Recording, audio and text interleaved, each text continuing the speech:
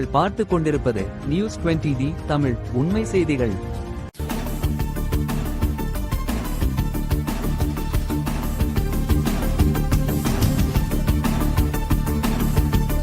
வணக்கம்.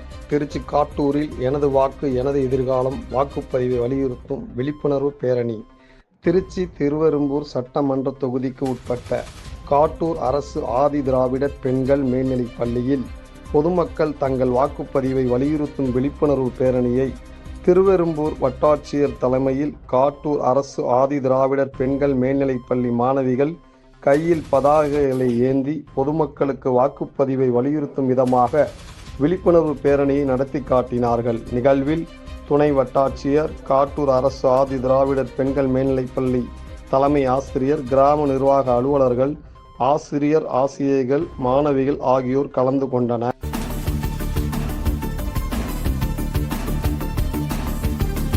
News 20D Tamil செய்திகளுக்காக திருச்சி செய்தியாளர் பஷீர். உண்மை செய்திகளை உடனுக்குடன் தெரிந்து கொள்ள நியூஸ் 20D தமிழ் செய்திகளை சப்ஸ்கிரைப் செய்யவும்.